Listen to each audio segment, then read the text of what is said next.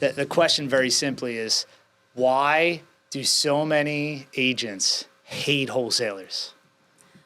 I don't even know much about wholesaling, to be honest.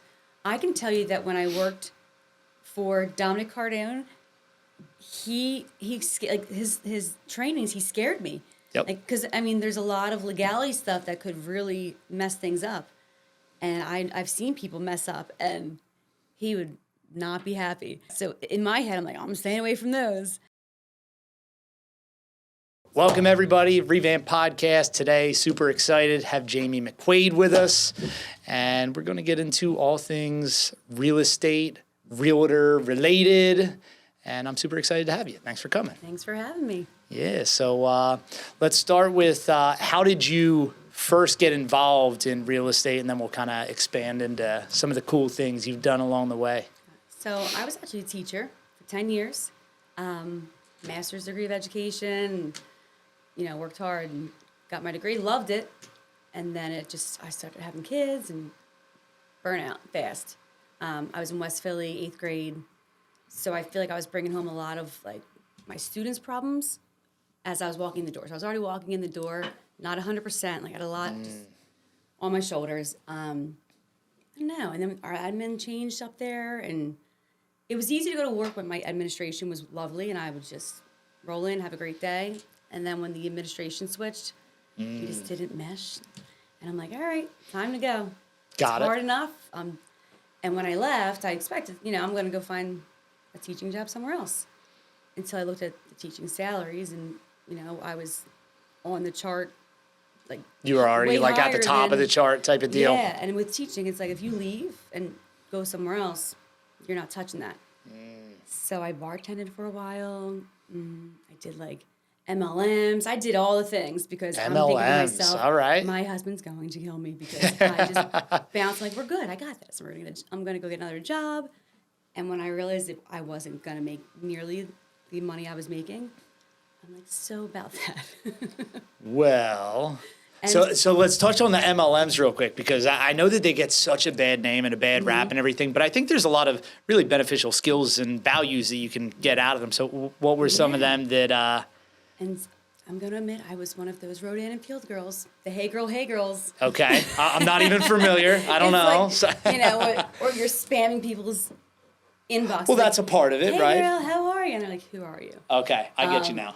But that was before I knew how to like successfully network and meet people and build relationships before I jumped into, hey, you want to buy something? Yep. So I tried it, and I mean, actually, to this day, I still have those accounts open. So people are buying stuff, and I see, like, just the passive income. It's not much, but okay. It's there. What were some of the products though that you were selling? It was the Rodan and Field stuff that was skincare. Skincare, okay. Then I tried like a CBD company because that was like the new, everyone wanted that. Yep. Then this new company came out that seemed like it was gonna explode. And you could, like, they were saying, like, the first few people that bought into it, they would be the founders, and we would get cuts of all this and that. And some big timers that I had worked with in the past in network marketing had jumped ship, and they were making a ton at the other places. So I'm like, all right, this is something. It wasn't something. No. I think it's just not for me. I try. It's not for me. All that considered, though, the fact that sales still are happening today, like, that does speak for itself a little bit, right? So did they kind of give you any sort of training at all? Or did they train you on the cold messaging and, hey, girl, you know, that is what they showed you how to do? I mean, this was 10 years ago, right? About 8 years ago when I first started. So then it was the trainings where you need to reach out to everyone, and you need to reach out 8 times until you put them as a no. Even if they don't answer 8 times. And I'm not doing that. That's aggressive, yeah. It's aggressive. So I'm sure a ton of people were like, this girl's an annoying block. But I learned my lesson. And now, like, still to this day, people will be like, why are you so calm? Well, I take CBD sometimes in the morning, like, and they're like, well, give me it. Or, my kid's anxious. And it's legal for kids. It doesn't have like the THC, and it's the products for the kids, obviously. Sure. And the kids are people are calling me for their kids. Like they're Really? afraid to go to school. So I do still get sales, but I'm not selling it, you know? See, it's interesting though, like flipping that whole like sales perspective, if you will, from push to pull, right? Like that's a big deal when you can kind of make that connection and make that shift, because now it's sales are literally coming to you. Like that's And it's really the whole cool. trust factor. Like I'm not gonna lie to them and be Yep. like, this stuff's great, because I'm not that kind of person. Right. You're a living example of whatever the product is or does. And it's like when somebody comes to you and asks a simple question like, oh, well, how do you do this? And you have something to sell them, it doesn't even feel like salesy anymore, No, you know? So very cool. So Very cool. I did that for a bit. You know, I still kind of sprinkle that in there, but barely.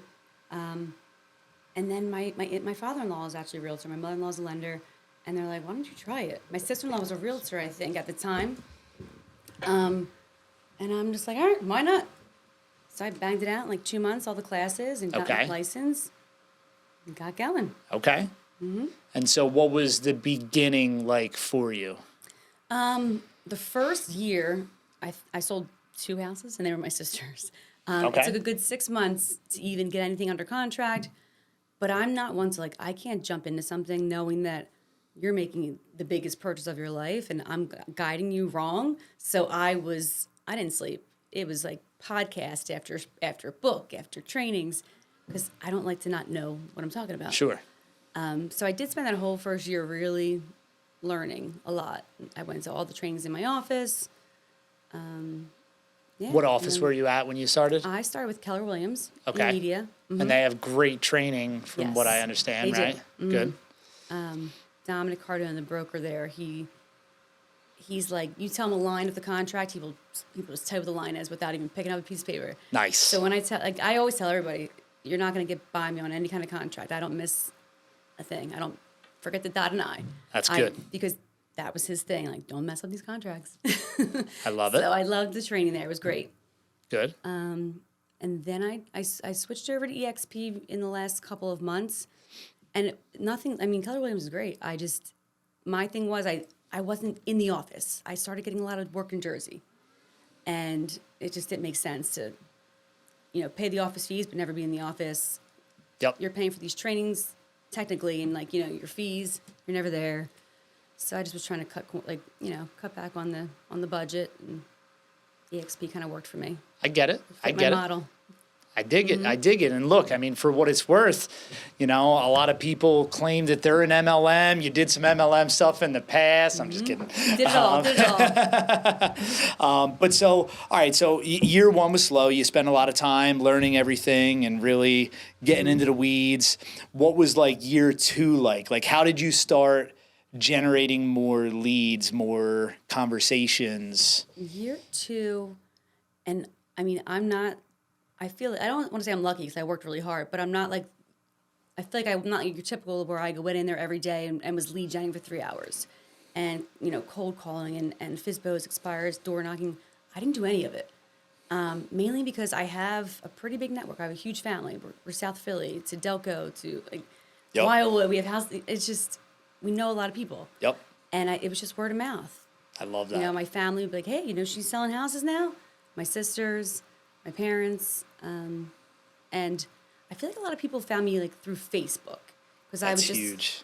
I wasn't vomiting real estate on people, but I was just sprinkling it in there, hey, look what I'm doing. Yep. And people follow my Facebook a lot just because I'm just an open book with my craziness of my 3 sons, and I love that. I just talk about all the crazy thing. I'm just hey, this happened today, and people are like, oh my gosh, and even my husband will come home from work and be like, everyone's talking about your post today. What was it? Because he doesn't go on Facebook, but it drives that attention, and people reach out, and I just build more relationships, I think. I think that's the way that you do it is so helpful, because even somebody that's not family or directly in your circle, right?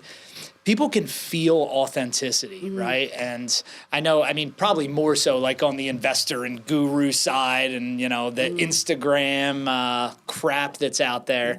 But on the agent side too, it's like I see a lot of people making posts all the time that you can just and I don't know that they're not doing what they say that they're doing. I'm not saying that, but it feels like you never really see who they are as a person, as an individual. And that's how we like to connect with other humans is I like to see what you're about. I like to see what it is that you like to do, not just what it is that you do professionally, because if we're talking about retail real estate agents, it's like, let's be honest, we can throw a rock and probably hit 7 of them from here, you know? So you do have to be able to cut through that noise and be able to break through to people, right? So that's huge. Yeah, and I incorporate, like, there was times where my kids were always with me. We're busy, you know, this one's at sports, my husband's coaching, I've got to bring a kid or 2 with me to a showing. And so they'd be doing lockbox races while I'm showing houses. So you know, just stuff like that. It's like, she's a real person. Yep. You know, she's showing houses in sweatpants right now. Hey. I do what I have to do. Yep. Absolutely right. Yeah. So as you were starting to post more on social about kind of what it is that you do professionally,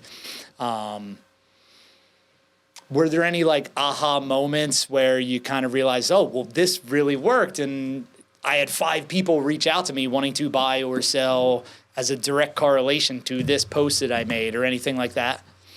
It was more like I would just get bombarded with text messages and direct messages. Oh my girl, you should write a book. You should do this. You should do that. And I follow you all the time. I go on your page just to see this. So then I started really learning about all the different like algorithms, and I was doing trainings with like the best digital marketing and the social media marketing. And so now I'm like an algorithm girl. So, all right, I know how to do this. Okay. So if I know that there's like a huge listing coming up or a huge real estate announcement, I know when and how to sprinkle that into my social media.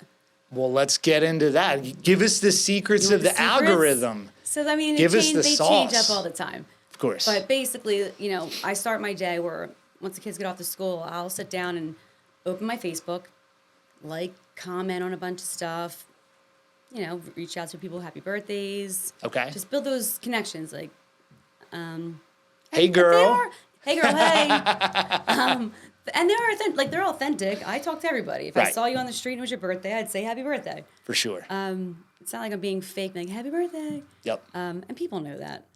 Because if you don't get a happy birthday, then I'm, you know, maybe not my type. No, hey, it is what it is. I don't think I got a happy birthday you didn't? ever. Oh, yes, man. You did. You know what? Maybe I missed Facebook that day. Maybe I was on vacation. Maybe that's what it is. I'll let you slide. We're good. But no, it's just like things like that, just being interested in other people's lives. Because people are just so fast to talk about themselves, and they want you to know about themselves, but it's like, ask them about themselves. Yup. Like, hey, I heard you got a new job. What's going on? I saw your son's school play. He was adorable. Yep. Stuff like that. It's like the little things. Because people do that to me all the time. And I'm just like, oh, I haven't talked to her in forever. That was nice. Yep. And it's just, I just keep those lines of communication open. Thank God for social media sometimes. I have middle schoolers. I also hate social media. Mm-hmm. I get it. But I do it. So where were we going with that? The algorithm and all the things that you learned along the way. Yeah, if you just like, if you post something that's going to grab crazy attention. I don't know. For example, one of my posts, I was in labor and my husband decided to take a picture in front of me, and I'm behind him giving him some gestures. Nice. It went viral for sure. Of course like it did. Thousands and thousands. But sure enough, then people they start seeing my information on their page more often because of a post that has gotten so much attention. That's kind of what happens. I love and he that. didn't know that. He was just being a smart aleck. Yeah. And trying to torture me.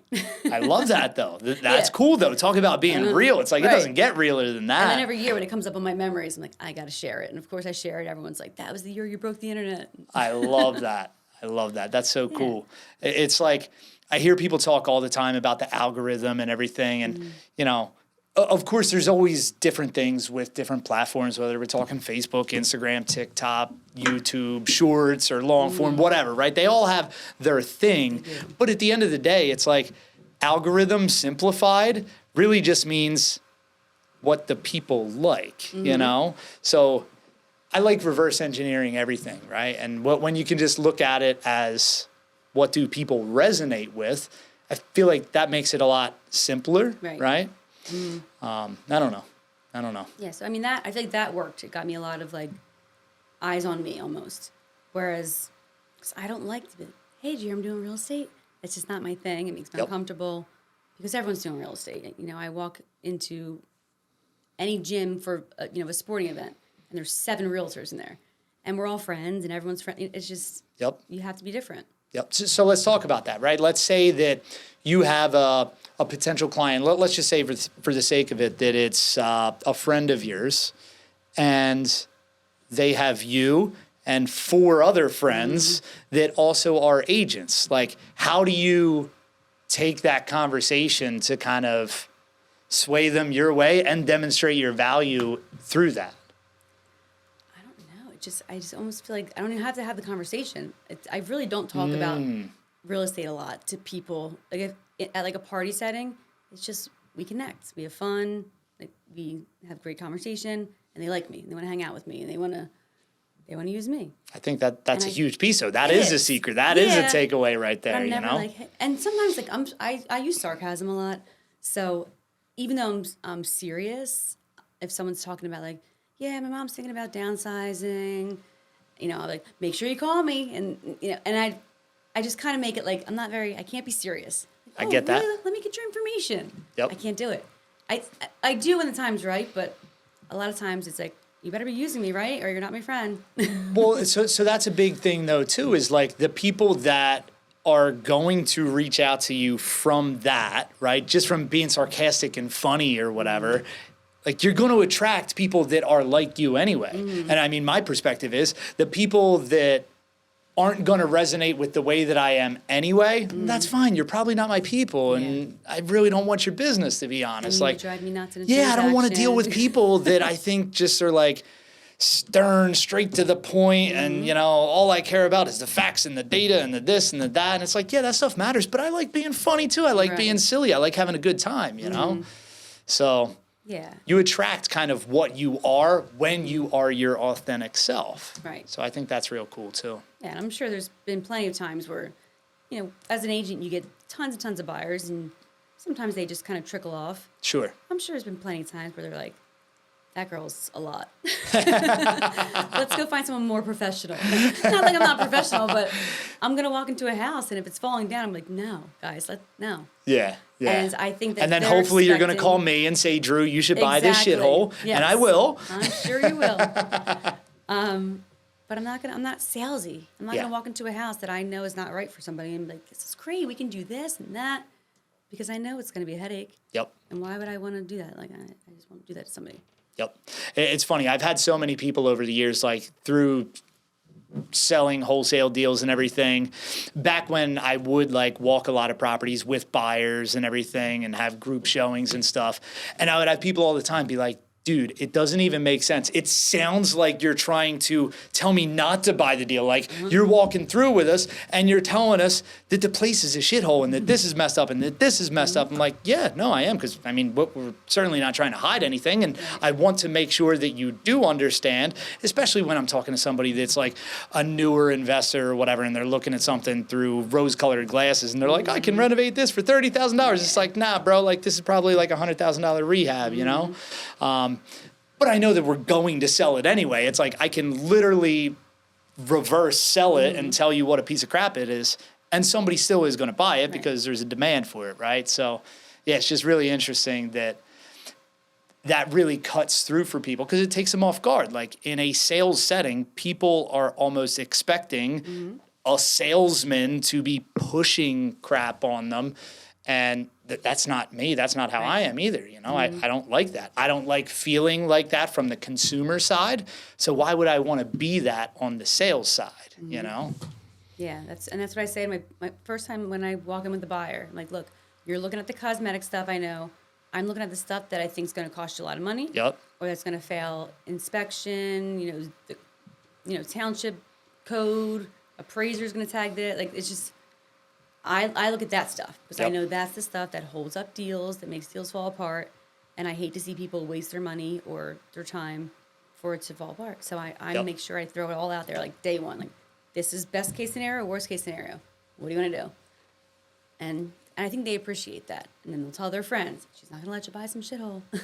Yep. That's beautiful. That's beautiful. So you got that. You do a bunch of social media stuff. That brings business into you and everything. And then I know recently, you were telling me about the Sure stuff and all that. So what happened there? So we bought a shore house 2 years ago. And we bought it in a community that I have been in since I was born. So this is going to be my 41st summer. I hate to say my age, but 41 years in Shawcrest this summer. Love it. It's called Shawcrest. It's in Wildwood. It's right at the foot of the bridge on Rio Grande Avenue. And my whole family's in there. There's probably 25 houses that are relatives of mine. A lot of our friends from growing up, their kids. And so it's just fun. I love it there. Yep. And we have like a Facebook page there too, where we just talk about like community things. And is it a page you created or just something that you joined? Somebody else, I think one of my cousins actually did it, just for like neighborhood news. And somebody had asked a question relating to real estate, and I chimed in. They wanted like the Truth in Renting Act information or something, and I chimed in. I sent them the document, and I guess I just started becoming the go-to for real estate education. Like they knew that if they had a question, I was there. And since then, I've listed not every, but almost every house that has gone for sale in there. And it's probably been about 15 almost in the last year or two. That's so cool. And yeah. You know what I love the most about that? That's the exact same thing that we were just talking about. That's not a salesy thing. That's not a push thing. Right. That's not I'm doing cold outreach and marketing to people. It's a pull. It's a magnetism. I did this first. I was the guinea pig. I bought my own place here and everything. Yeah. And then everybody sees you and what you have and what you're doing and everything. And they just naturally come to you. Like, that's so damn cool. Somebody will ask for advice. Like, I need a plumber. I've got a plumber down there because I've sold houses in Wildwood. So I'll comment. Or I was down there one weekend in the winter in somebody's house. Their hot water heater, like pipes must have burst and there was water pouring out of their house. So I'm on the because the office was closed. It's a land lease community. So we have an office during the week that manages a lot. Okay. It's cute. It's a little marina. Just check it out. That's sometime. awesome. It's fun. Mm-hmm. So I'm on the Facebook page like, hey, somebody needs to call me. I put the address. There's water pouring out of your house. I called the office. I left a message. Like, what do you want me to do? And sure enough, that person was super appreciative because of course who they knows were. what How their could house they would not look be? like Yeah. if I didn't get in touch with someone who came over and shut off the water. And that's another thing. They just are like, oh, she's looking out for us. Yeah. Yeah, that's huge. That's huge. So I think that comes naturally to you, right? The being personable and having that magnetism, right? How would you, if somebody came to you and they said, I want to kind of generate business in like the same way as, like, how would you frame that to them? Like, because it sounds simple to just say, well, be nice, be human, and be cool. But I think there's more to it, you know? Yeah, I do get that question a lot. Like, especially when the pandemic hit, nobody had work. And I was so busy. Like, the December following that, you don't have closings in December. Right. I had like 6 closings that month. And it was because I don't like not knowing things. So during the pandemic, what am I going to do with my life here? The kids were doing their school, and I sat and just did training after training, and I read books, and I just learned a lot. That's awesome. And so it just gives me so many ideas. My checklists are out of control. I have all these Checklists, like for what? Just notes and checklists. When I read stuff, I get ideas, and I'm like, all right, let's do this, this, and this. And then it's like a sticky note here, but I love it. My brain goes crazy. Hey, that's okay. That's Yeah. okay. Whatever works for you. So obviously you're doing a bunch of stuff on the retail side. You've worked with some maybe crazy investors though too along the way, right? Maybe one or two. Maybe one or two. So I would love to hear the story from your perspective of the first deal that we did. All right. So I believe it was you were referred to me from somebody in my office because she didn't have a Jersey license. I think Sam. Wasn't it Sam? Was it? Maybe. It might have been Sam. Possibly. And so she was like, he's got this house. It's in Fortescue, New Jersey. He wants to sell it. And he's like, can you help me? I'm like, of course. I hang up. I'm like, what the hell is Fortescue, New Jersey? Never heard of it in my life. Yep. So I spent a good bit of time researching, like, everything there is to know about Fortescue. I looked up the house, and I'm doing the Google Maps, because that's one thing. If you save a listing for me, I'm going to figure out how to sell your listing. I'm going to learn about your neighborhood. I don't care how far it is. I love listings. Of course. Listings are everything. So I called you, and I'm like, yeah, Fisherman Town. It's great. I love Fortescue. Yep. No, I didn't BS like that. I'm like, I don't know Fortescue, but. Yep, I'm pretty sure you did. Yeah. Yep. I was just like, I don't know nothing about it, but I'll get it done. Yeah. And for what it's worth, like, you know, I think that one, I don't always close on the houses that we're doing, right? It's like often we just put something under contract and then assign it, wholesale it to someone else, right? That one, for whatever reason, I did buy it. I think I was intending, like, I was gonna keep that as like a little shore house for myself. And the first time I took my wife there, she was like, nah, definitely not. And it wasn't even like the house so much, because it was a, whatever you call it, mobile manufactured home. But like whenever we went, I don't know if it was springtime or whatever it was, but as soon as we got out of the car, and we're only parked 10 feet away from the door, just opening the car door, we got eaten by like, 1,000 of them greenhead flies, and they hurt like hell, So we're like running in the door and everything, and I'm like, oh man, this is pretty bad. And that really was the kind of deal breaker that it's like, all right, we're definitely not keeping this. The original intention was maybe we go down here once or twice a year and rent it out as an Airbnb the rest of the year. But wifey kicked that plan out the window with the greenheads. So then, but still, like often we list our own properties, we do our own marketing or whatever. But when we got connected and I had the conversation with you, it's like, yeah, no, like she's going to get this done. This is dope. I love it. Somehow, some way, she's going to sell that house. Yep. And sure enough, I found a young couple. The guy was a fisherman. They were looking for something small. They were just about to get married, and I think they were living with the parents, and it was perfect for them. They were looking for something with a tree growing through the window of the living room, right? They were really into like rainforest themes, and they're like, "This is perfect." We'll have to pop up a picture of this, like on the YouTube video. I think at one point she's like, "There's a mouse in the toilet." I'm like, "It's fine. It'll be all right." That's probably the least of your concerns, all things considered, But yeah, they were pumped. They loved it, yeah. And they bought it, and that was our first deal, Fortescue, New Jersey. And funny story was, like a year or two later, my brother wanted to look in Pennsville, New Jersey. I'm like, where the heck's Pennsville? So I pull it up, and I'm like, it's next to Fortescue. Not super far, right?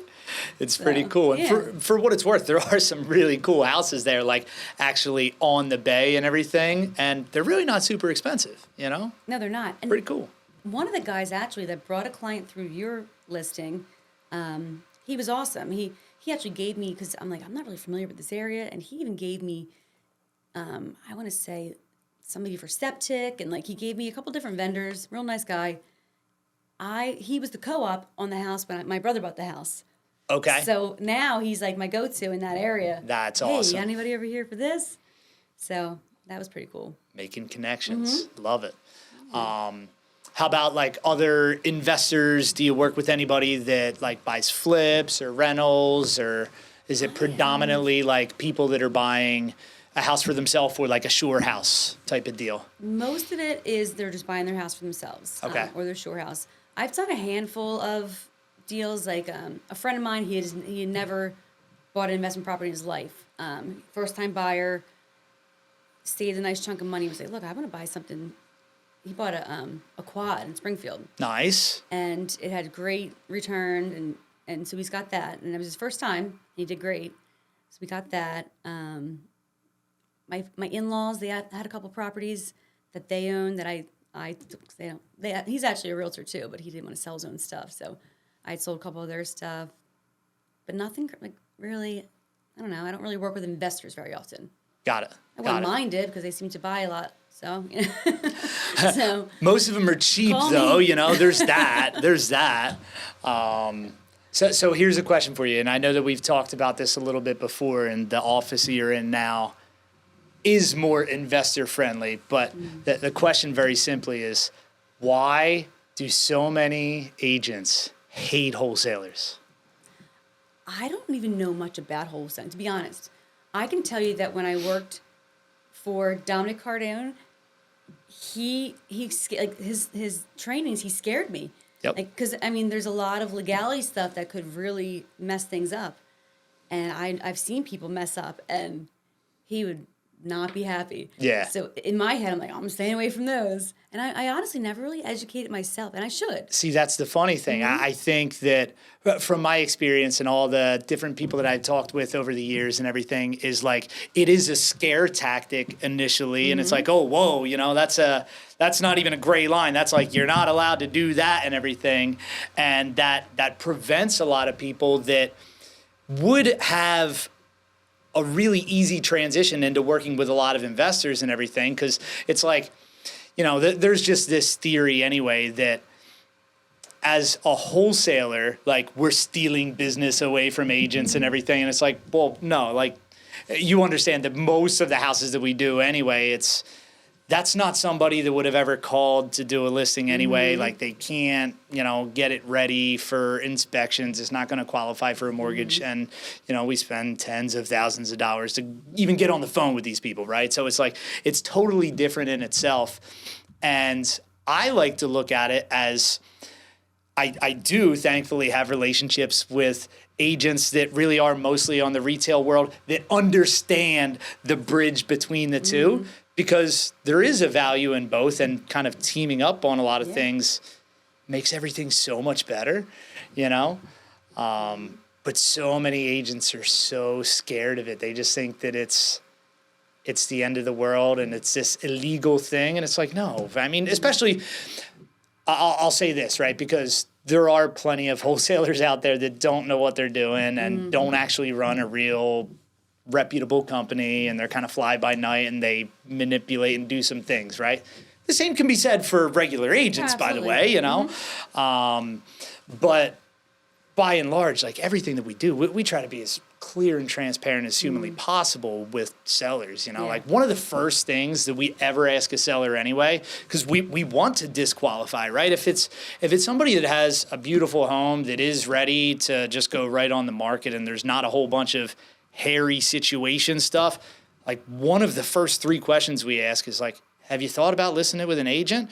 And if they say, yeah, I don't want to do that because A, B, C, and D, if we're able to overcome any of those obstacles, all right, well, we might be the right solution for you, and we still might not be, right? But it's funny how many agents just despise it. Yeah, I can't even say I despise it because I don't know enough. In both I've worked in 3 different offices, 2 Keller Williams offices, now in the EXP office. I have never been even offered, I think, a training about wholesaling. I don't think that they even incorporate it into their trainings. Right. So I just never really learned about it. And I think that's probably the deal with a lot of agents. They probably just are assuming things, and because they've never sat down and did a formal training. Right. So why don't you throw a training together? I was just talking with it about our dispositions manager. We're going to do something like in the next month or something, and just try to bring in as many agents and, create those relationships, those partnerships, and try to educate a little bit on what that relationship and value trade-off could look like, because it can be a really good thing all the way around, And this kind of all came up in the last week or two. Is one of the things that we're doing right now is we're making a lot of offers on MLS listed properties. And that's a whole sidebar in itself that it's mind blowing to me. Like, most of the stuff that we've made offers on in the past few weeks, they're all 90 days plus on market or whatever. And some of the offers that we're sending out, some of them are at 95% of the listed price. Now, some of them are also at 30%, right? Because our offer isn't predicated on the list price. It's predicated on, based on repairs and everything. Right. Here's what we should be able to get a deal done at. But more than 50% of the agents that we send offers to didn't even fucking respond. They didn't? Didn't even respond. And this isn't just because I do email marketing, right? I do all forms of marketing. So my first thing is, maybe it just went to their spam folder, right? But our sales manager, like, he's calling, he's texting, he's following up, and not even getting reply. Now, we haven't done anything like escalate to try to get to the broker or anything like that, because I don't care. It is what it is. But it's super ironic when you look at a lot of these listings that have been sitting for 3 months, 6 months, 9 months. It's like, well, I wonder why it's sitting. Oh, yeah, because we made an offer and the agent isn't even responding. Yeah. Like, mind-blowing. It's almost like you want to find the owner of the house. I'm like, hey, you know, your agent doesn't even answer the phone. Doesn't answer the phone. Like, how crazy is that, you know? Wow. So, and with that, like a lot of the agents that we are speaking with anyway, it's like, we have a name, right? I've been doing a lot of marketing for a long time, and most of the replies are, oh, well, we don't allow assignment contracts. It's like, okay, well, that's fine. You know, the offer that I sent, by the way, was on a par form, you know, and it's like, we didn't even like make a revision. Some of them that we sent, they did have like additional terms and conditions, you know, buyer may assign, right? But a lot of them, it was just a normal par form. And the logic was, well, if we get it under contract at this price, maybe I'll buy it and I'll flip it. Maybe I'll buy it and I'll rent it. Or if the deal makes enough sense, we can double close it, right? And still just use the normal par form. And then we just close and resell it to someone else. Right. You know? I know, people get scared. It's crazy. Or they're just not lazy, but they just don't want to deal with any of the little bumps along the way. So they're like, nope, I want a nice clean deal in front of me. And so that's the thing. I think that's the delineation. Like, most of the stuff that we do is not clean. Like, there's a lot of title stuff. There's, you know, 5 siblings that inherited a property and they despise each other, right? And like, everything that we do is messy to a degree. So I don't know, just the difference between the two. And here's another thing that we've done a couple times in the last few months. Some of these that were on the MLS that we put under contract, we turned around and resold them for higher than they were listed for on the MLS. And some of the agents are like mind blown. They're like, oh, I don't know how you did that. It's like, well, because you're a normal retail agent and you're used to working with normal retail buyers. We only work with investor buyers. So for one, we're really good at marketing and packaging it. We're really good at having those conversations with buyers, because especially like any somewhat distressed property that does make it to the MLS and is listed by an agent that doesn't often work with investor buyers can be really flaky, like more flaky than your average homeowner that's skittish because it's their first time buying a home, right? And they're professionals at being flaky, you know what I mean? So again, doing this for years and just dealing with investor buyers, like, we kind of know how to hold them to what they say that they're going to do. Like, how often is it in the retail world for you that, whether you're on the listing side or the buyer side, that something goes under contract and falls apart for one reason or another? Not often. Not often? I mean, in 5 years, I may have had 2. That's a blessing in itself. One was like a VA appraisal went terribly wrong. Okay. Another one was the appraisal came in low and the seller wouldn't budge. Buyer didn't have the money. But that might be it. That's really good. Yeah. That's really good. Many. So, knock on wood. I know. Knock on wood. Cheers to you on that. That's dope. Because like a bunch of agents that I talk to all the time are kind of just like on a rampage right now and just like so frustrated that so many people are just like signing contracts and they kind of frankly like wipe their ass with them and don't even care about anything that's in there, you know? Yeah, I've seen others because I think people are panicking. Yeah. Because there's nothing on the market, and they're like, all right, let's do it. Put the offer in. $50,000 over ask on this house that I know is not worth it. Yep. And then when they really sit and think about it, they're like, that was a terrible move. I do see it.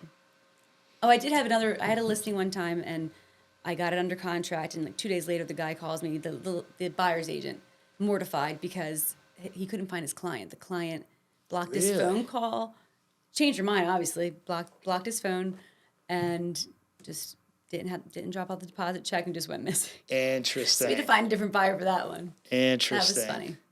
He was so embarrassed. I'm like, it's cool. It's fine. We have backups. Yep. It is what it is. I always make sure I have plenty of backup because things do happen. Things do happen. And if I've got the backups, it could be a matter of getting it fixed in 5 minutes or having to wait 5 weeks for somebody else to come in and buy it. Right. So I always have a backup plan. Where do you see the market going like this year? It's already starting to pick up a little bit. Last year was rough because 2 years ago, I mean, again, I was a teacher. So 2 years ago when I'm seeing all real estate was taking off, I mean, I didn't sleep very much, but I was working a lot. I did a lot of business, good business, $1 million house down the shore. And that's how I got my shore house. And so I just, I'm hoping like, all right, the next year's gonna be fine. We got this. Like, it's gonna keep going. And people that have been in the industry forever say, put money away. Mm-hmm. Don't be a big spender because it's not always like this. I'm like, I know. I don't listen. I'm impulsive. I like to shop.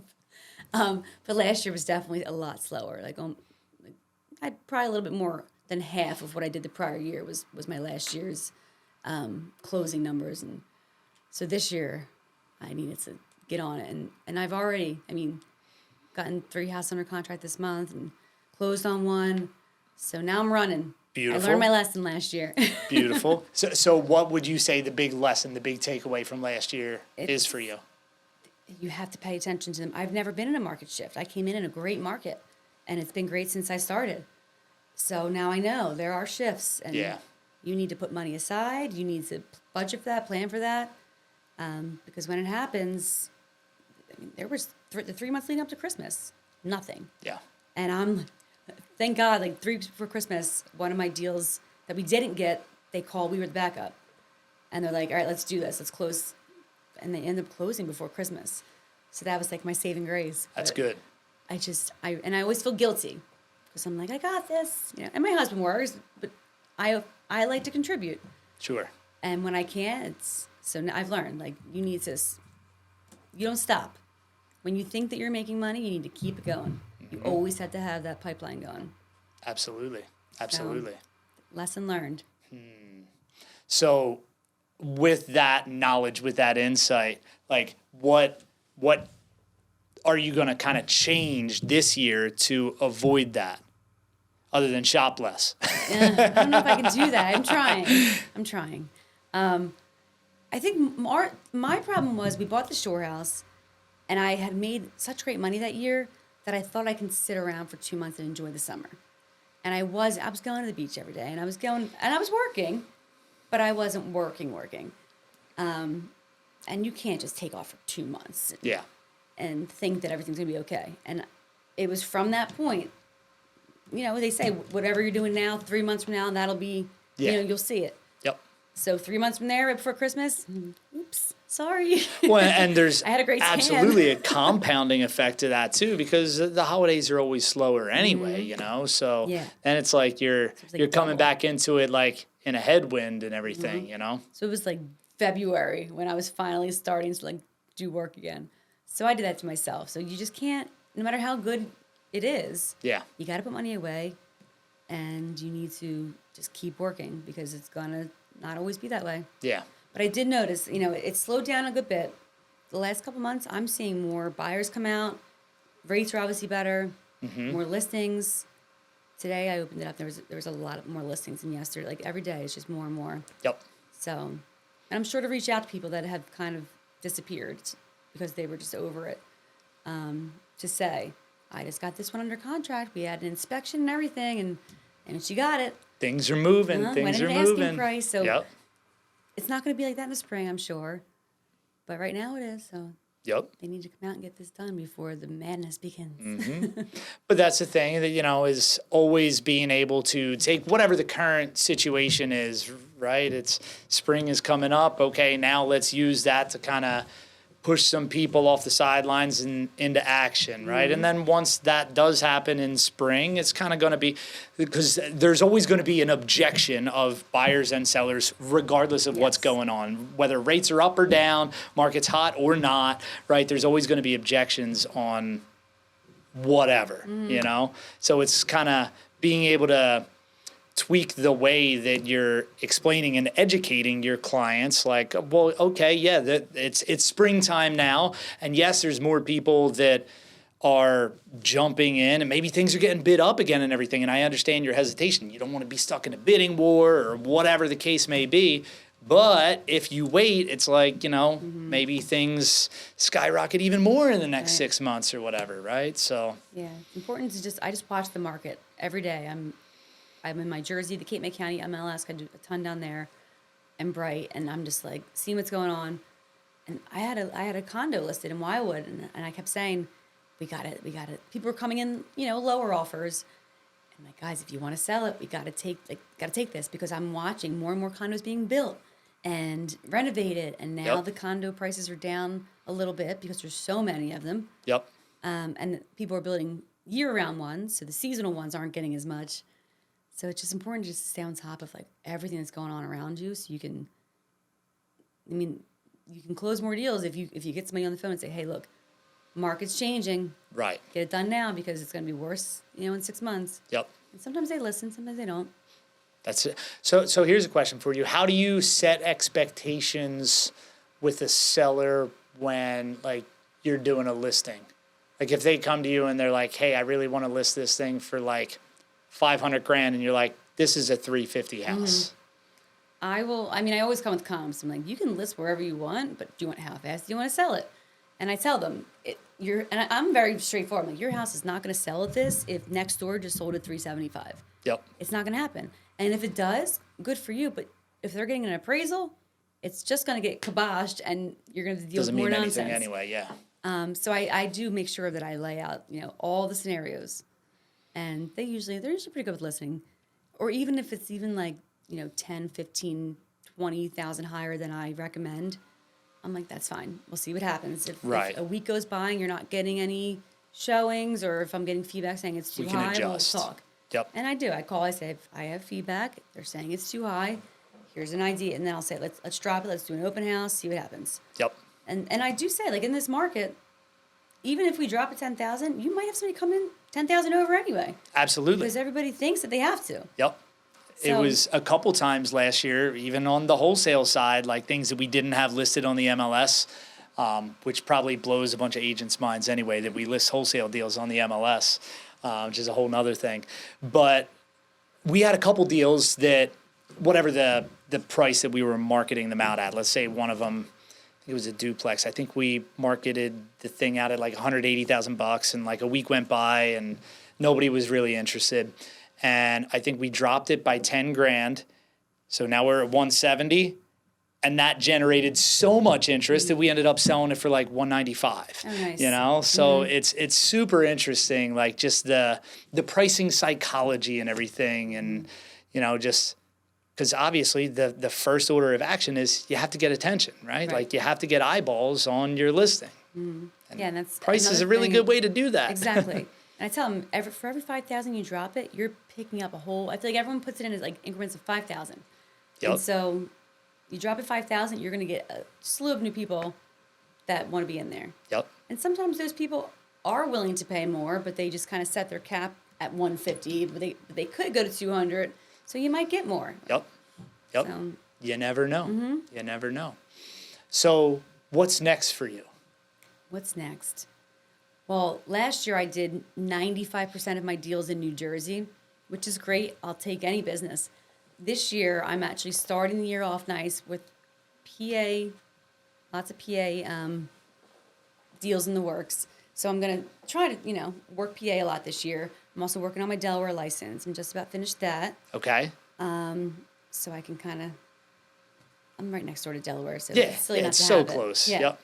I just signed on to do a mentor program with EXP, so I'll be picking up like mentees who are new to the business, because I still have that teaching in me, and that follows you forever. Follows me forever. So I'm like, I'll teach them.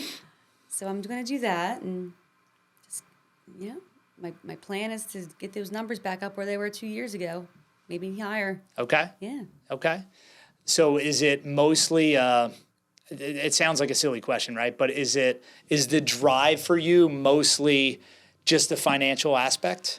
Is it like, I want to do X number of transactions so I can net Y number of dollars at the end of the year?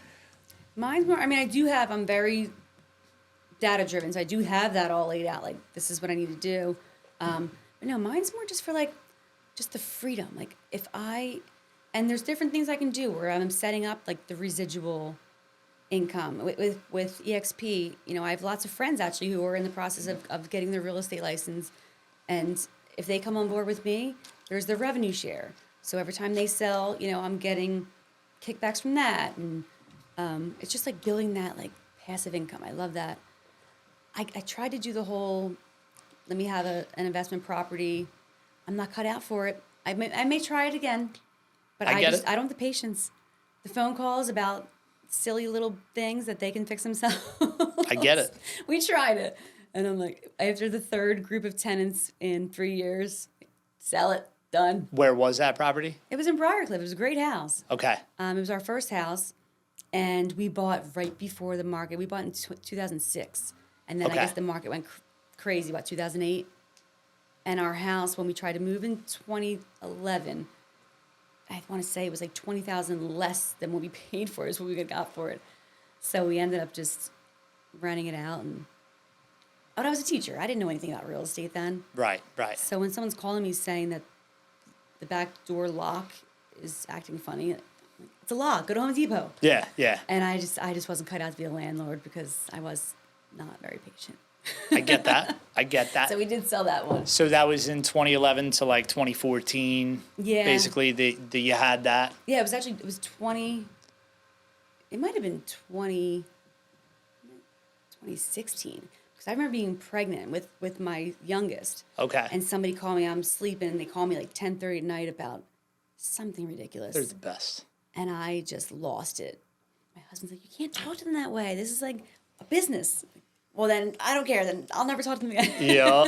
So he took on the talking to the tenants from that point forward because I wasn't very nice. But just, I don't know, this was my thing. I get it. And, you know, too many people kind of led on that is the way to freedom and passive income and all that. And I even hate that word passive income for it because it's not passive. Exactly what you explained.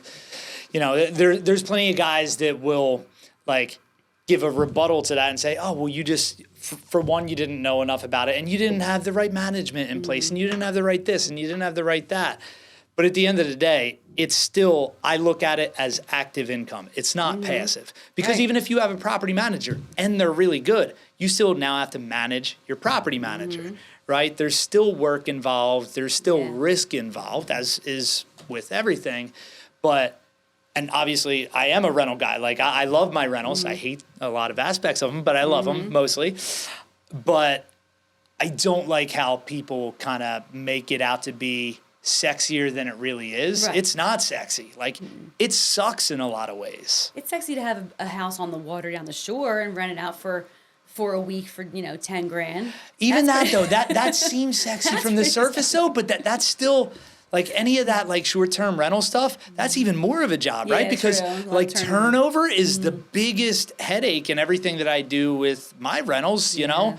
And with that stuff, rather than having a turnover every year or 2 years or hopefully 5 years, it's like every week. Right. That sounds crazy. Like I can't imagine. And obviously there's people that do very well with it and have it dialed in, but I can't imagine like all of the inquiries, oh, well, the washer and dryer, I pushed the button and it's not working. Yeah, it's true. like, oh my God.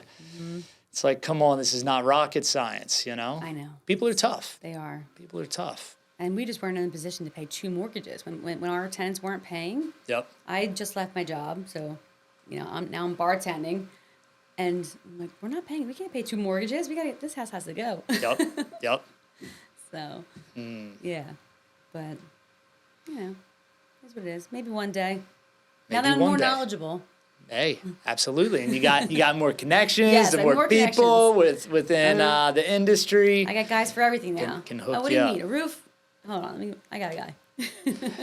That's one of the most important things, like I think of just time spent, because to your point of in year one, you spent a lot of time researching, learning everything that you could and everything, but there's no shortcut to just real experience and relationships and networking that you do along your journey, you know?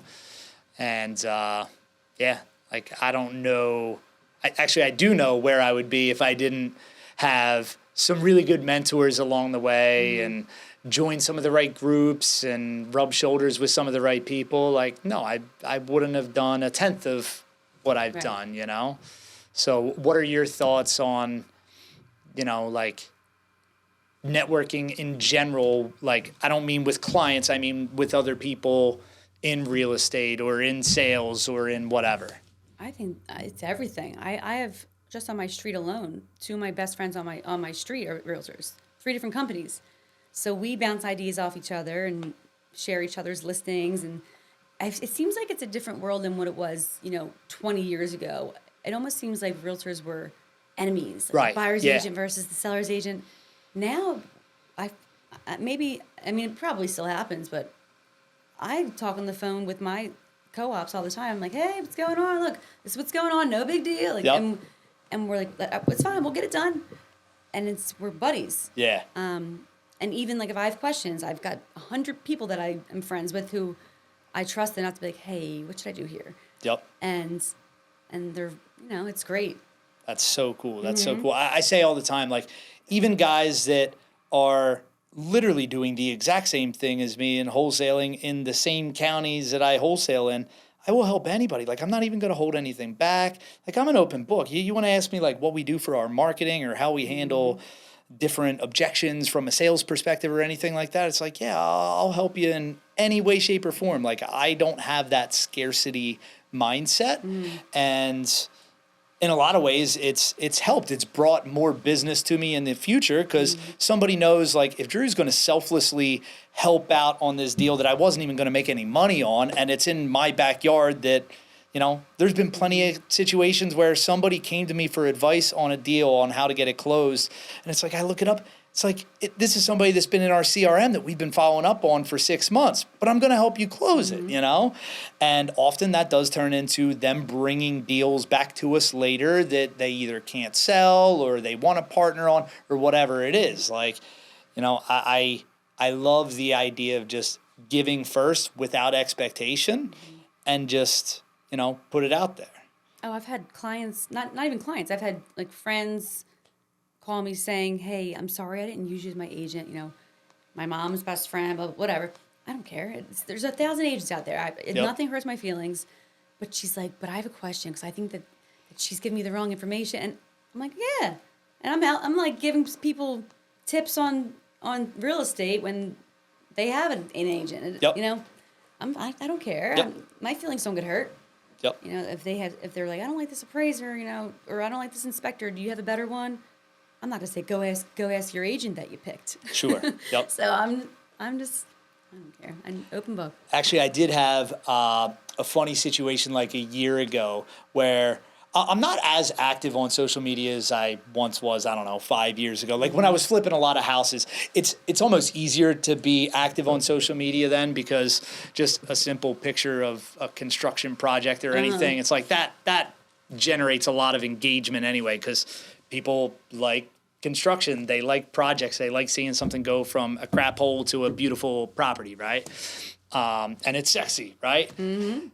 But most of the stuff that I do in the day-to-day with the wholesale company, it's like not much of it is sexy, like at all, right? What am I going to take a picture of? My guy on the phone upstairs, right? Like it's, So with that being said, I still felt that I share enough and I have enough of a presence on social media that I imagined that most people that have been friends with me for a while know or understand what I do.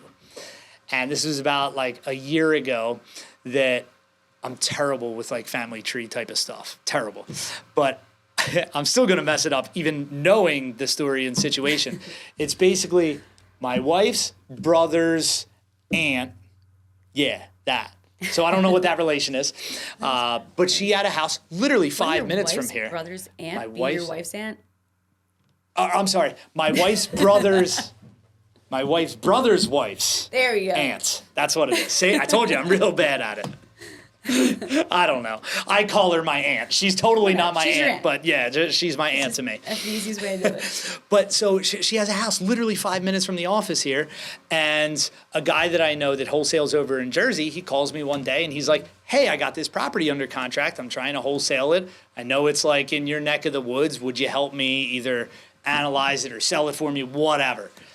And I was like, yeah, and I started looking into it and everything. And I'm like, I know her. That's my aunt, And I was like, oh my God, how does she not know that this is what Drew does, right? It's like, but we're not close, but I've seen her at, the Christmas parties, Thanksgiving, whatever. Like, how do you, and we were friends on Facebook, by the way. It's like, how do you not know that that's what I do? And ultimately you ended up selling your house to a guy in Jersey that really didn't intend to close on her house anyway. Right. He was just trying to wholesale it and couldn't even do it, But I was like, wow, that was kind of an eye-opener for me because I thought that I share enough that people understand what I do. And I'm like, maybe not. Right. Maybe not. Like a lot of people don't really understand what it is that you do and how you could help, right.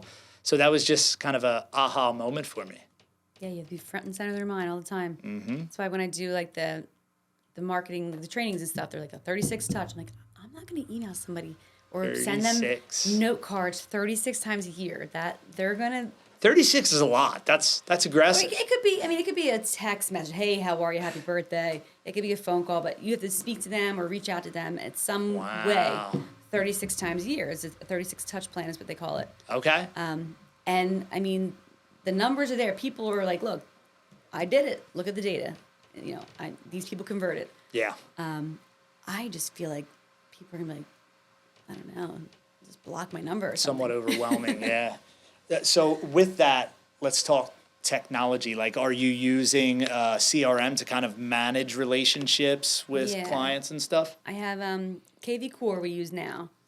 It's a good program. I'm still learning that one because I was doing the command for years, which I love that. It's the program that KW uses. But yeah, KV Core, there's a lot more to it. So I'm still like navigating that. Okay. But same thing. You can do your email campaigns. You can do, you can send them, market statistics, home valuations, things like that. Like email drip campaign type of stuff. Yeah. So just upload. What about all like my calls contacts. or text? Do you do that through there as well? They can text through there. It does a ton of stuff. Okay. Yeah, they can search for properties. I'm still learning, but it definitely does a lot. Got it. Got it. And I'll get alerts on my phone.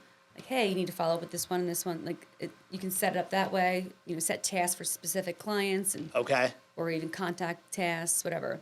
I love that. Yeah. I love that. There's like automations you can do. If you hashtag buyer, they'll start getting like a buyer drip. Okay. Yeah. See, that stuff is huge, right? So, like me, when I started the wholesale company, it's like I am a clusterfuck, right? I don't just operate in chaos. I actually thrive in chaos, and not organization or whatever. But I also knew that I couldn't grow a company that way because no one is as crazy as me. So it forced me to build out systems and softwares and CRMs and everything. And it was like driving a stake into my heart every day trying to set it up because I'm like, oh, I don't need this. I don't want it, but I know that I have to. Right. But I think going through the process of setting up that organization, if you will, even though still to this day, like I'm not going to use any of our systems. Like if Drew is talking with a seller or a buyer, I'm not doing any of the stuff that I make everyone else do, and it's going to be a mess. But everybody else still has to do as I say, not as I do on that. But it kind of, I don't know, it made everything in my mind so much clearer anyway, even though I'm still not following the actions or whatever. It just made it so much more efficient, everything that I did, because I'm able to actually look at the process for step 1, 2, 3, 4, 5, 6, 7, 8, 9, 10. And even if I'm not clicking all the buttons and making sure it's organized in the system, I'm still kind of organically going through all of those steps. You know what I mean? And I feel like it just makes you more, like, less anxious, knowing, like...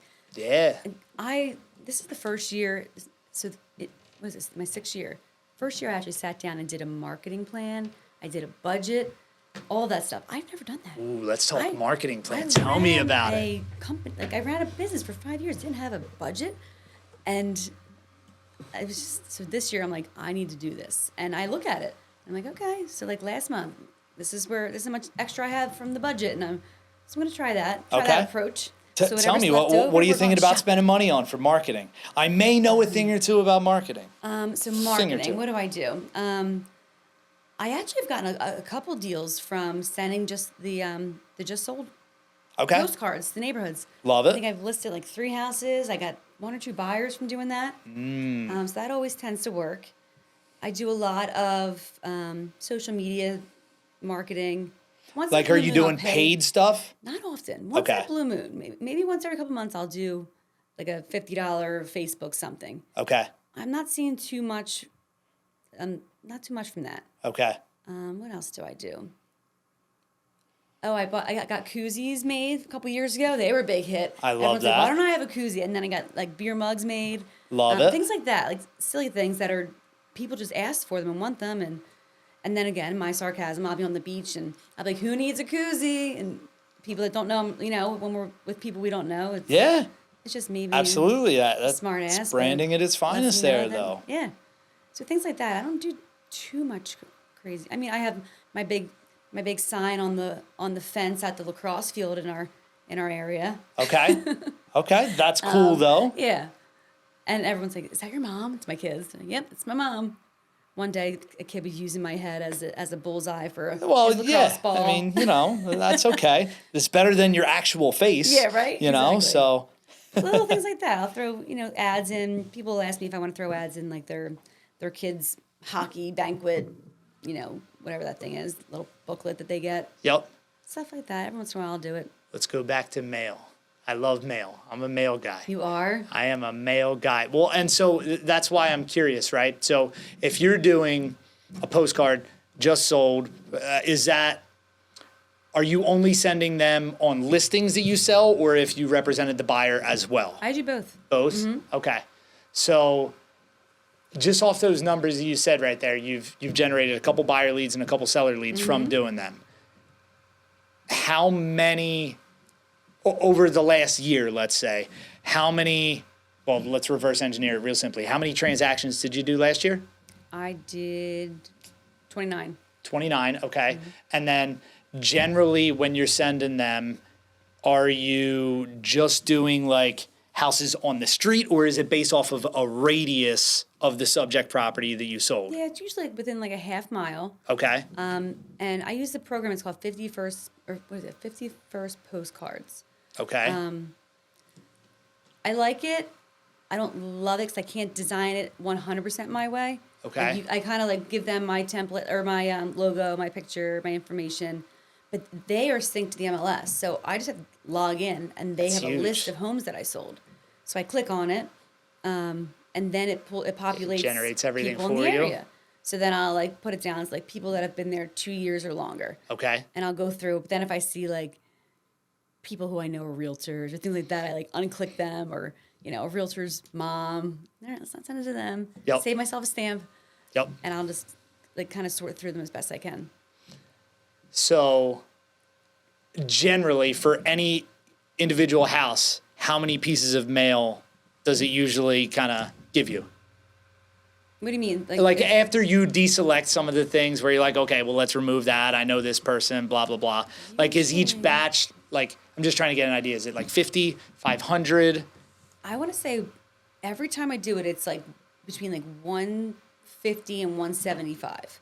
Okay. And you get 200 postcards, because the more you do, the cheaper it becomes. So it's like, For sure. I kind of set a budget. Like I won't go over like 175. So I'll just keep adding. Okay. Do you know what they charge you per piece? I don't even know off the top of my head.